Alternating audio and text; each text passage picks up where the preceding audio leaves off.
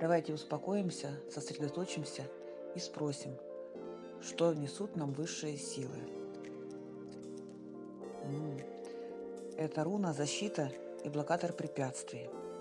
Она говорит о том, что в скором времени в вашу жизнь войдут перемены. Возможно, вы отнесетесь к ним настороженно и не примете сразу. И это правильно. Ведь совет на ближайшее будущее для вас – осмотрительность и взвешенное решение. Слушайте совета, но оставляйте последнее слово за собой.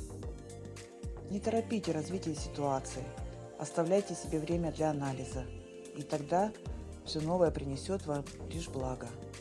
Пусть так и будет.